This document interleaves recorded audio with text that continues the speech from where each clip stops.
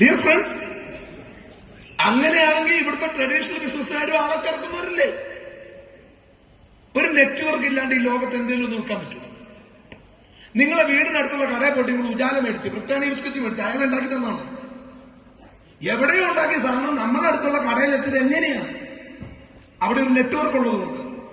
ഈ ലോകത്ത് നെറ്റ്വർക്ക് ഇല്ലെങ്കിൽ മാർക്കറ്റിംഗ് ഇല്ല.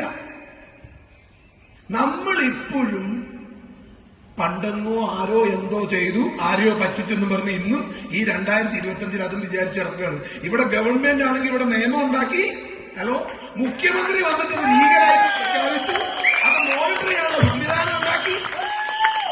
എല്ലാ വകുപ്പ് മന്ത്രിമാരും പറഞ്ഞു നിങ്ങൾ ഇത് വരാൻ പോകുന്ന കാലഘട്ടത്തിൽ ഏറ്റവും വലിയ തൊഴിലവസരമാണ്, സർക്കാരിലേക്ക് രാജ്യത്തിന് ഏറ്റവും കൂടുതൽ നികുതി കിട്ടാൻ സാധ്യതയുള്ള മേഖലയാണ്, അതുകൊണ്ട് ഇതിനെ സംരക്ഷിക്കുന്നത് സർക്കാർ തന്നെ തിരിച്ചറിഞ്ഞു. അപ്പോഴും നമ്മൾ പറയാണ് ഇത് ശരിയാവൂല. ഹലോ, മനസ്സിലായോ?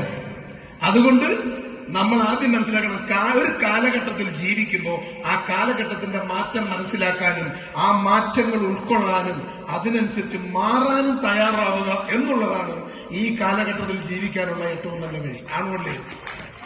ഹലോ, പിന്നെ ഇവിടെ ആളുകൾക്ക് സഹിക്കാൻ പറ്റാത്തത് എന്താണെന്നറിയുമോ? എന്നാൽ ഇത്രയും വരുമാനമൊക്കെ എങ്ങനെ കിട്ടും? ഹലോ, ഞാൻ ആളുകളോട് പറയാറുണ്ട്, എനിക്ക് ലക്ഷക്കണക്കിന് ഡിസ്ട്രിബ്യൂട്ടേഴ്സ് ഉണ്ട്. ഇതിൽ 1 ലക്ഷം ആളുകൾ, മനസ്സിലാവുന്നുണ്ട്? ഇവിടെ ഉണ്ടല്ലോ അല്ലേ? എന്റെ കൂടെയുള്ള ലക്ഷക്കണക്കിന് ഡിസ്ട്രിബ്യൂട്ടേഴ്സിൽ 1 ലക്ഷം ആളുകൾ മാസം സ്വന്തം തേക്കാൻ ഒരു വേസ്റ്റ് മേടിക്കൂലേ? 130 രൂപയ്ക്ക് 1 ലക്ഷം ആളുകൾ ഒരു വേസ്റ്റ് മേടിച്ചാൽ എന്റെ കച്ചവടം 1,30,00,000.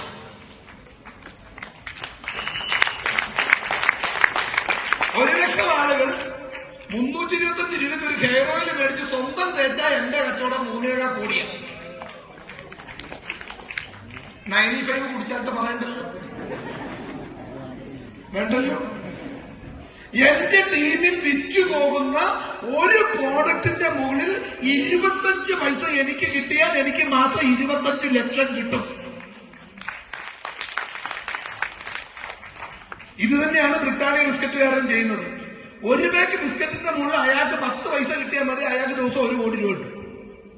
കാരണം അയാൾ അത്രയും കോടി ബിസ്ക്കറ്റ് വിൽക്കുന്നുണ്ട്, ഇന്ത്യ മുഴുവൻ, ലോകം മുഴുവൻ. ഇത് അവര് ചെയ്യുമ്പോ കച്ചവടം, നമ്മൾ ചെയ്യുമ്പോ എന്തോ പരിപാടി. പള്ളി പോയി പറഞ്ഞു.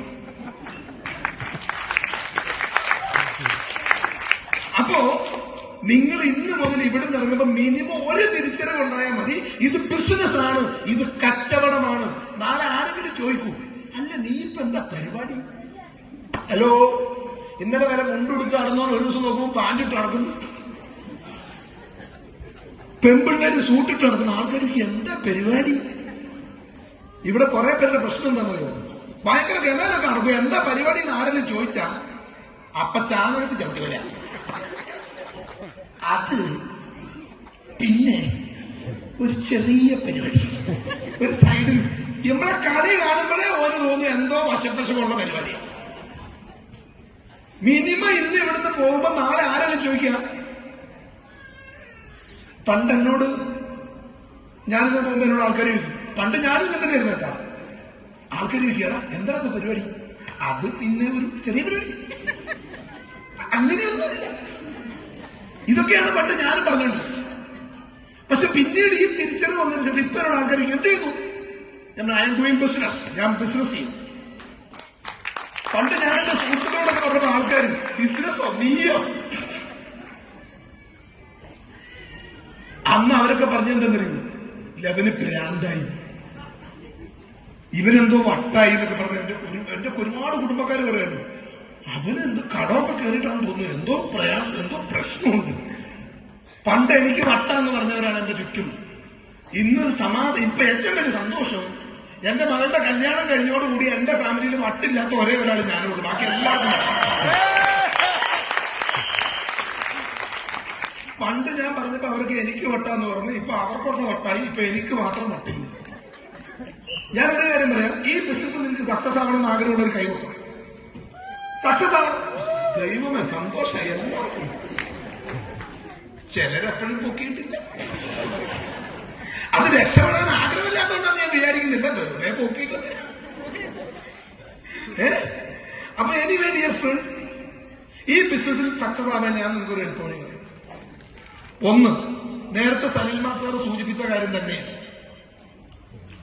ഈ ബിസിനസ്സിൽ 100% നോർമലായ ആളുകൾക്ക് ഈ ബിസിനസ് ഭയങ്കര ടഫായിരിക്കും. ഹലോ, 100% നോർമലായ ആളുകൾക്ക് ഈ ബിസിനസ്സിൽ സക്സസ് ആവാൻ ഭയങ്കര ബുദ്ധിമുട്ടായിരിക്കും.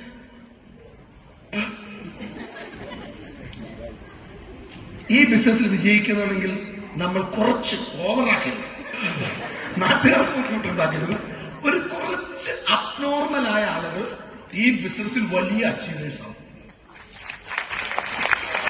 കാരണം ഈ നോർമലായ ആളുകൾക്ക് ഒരു പ്രശ്നമുണ്ട്. ഒടുക്കത്തെ ബുദ്ധിയല്ലേ, ഭയങ്കര ചിന്തയായിരിക്കും.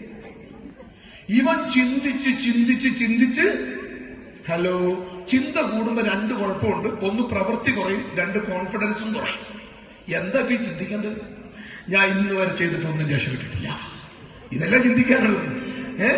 അപ്പോ ഇവിടെ 100% നോർമലായ ആളുകൾക്ക് ചിന്ത കൂടുതലായിരിക്കും.